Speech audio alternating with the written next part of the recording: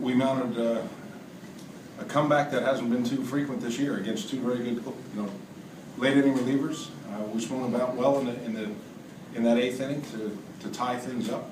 Took advantage of some erratic pitching by Kimbrel. And Bogey, hard hit ball off their glove. I mean, they contributed with some balls that, in play on the defensive side of things, and just a good comeback win overall. Johnny. And how about the job? Yeah, eight very solid innings for him.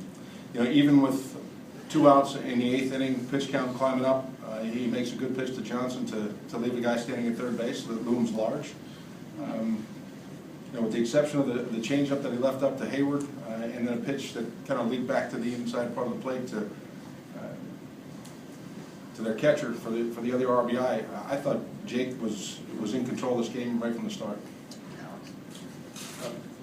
Bogarts had obviously struggled with runners in scoring position earlier in the season. What are you seeing from him both in those situations and overall in his approach over the last couple of weeks? Balance, good timing, confidence. I think as the weather's warmed, he's felt a little bit more comfortable just with, he's about 200 at-bats under his belt so far in the season, so a combination of things. But you see him at the plate, he's very balanced, and the timing has been very consistent.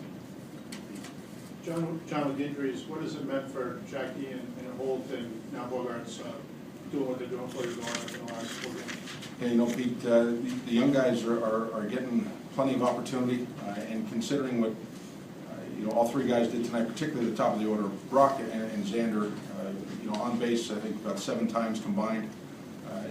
It's good to see young athletic guys starting to gain a little momentum, a little confidence.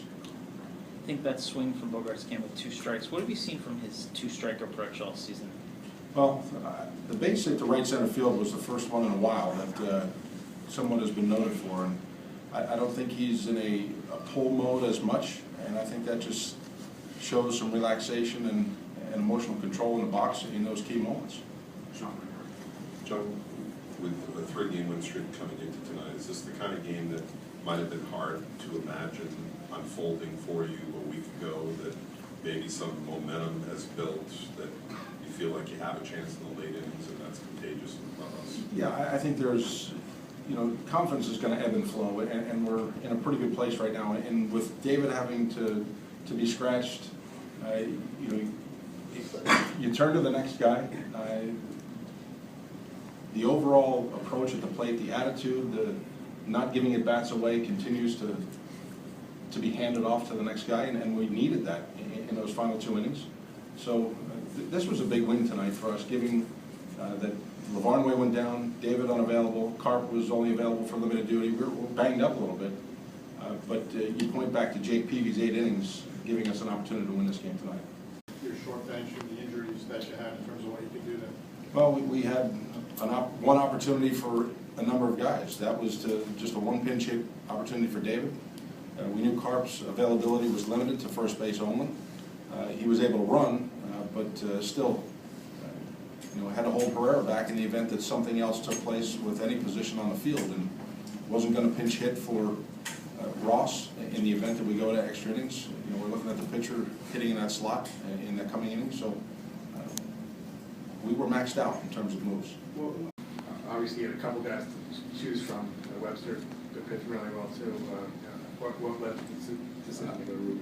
The recommendation of the staff in Pawtucket over the last, you look at their numbers overall on the course of the year, they're pretty similar.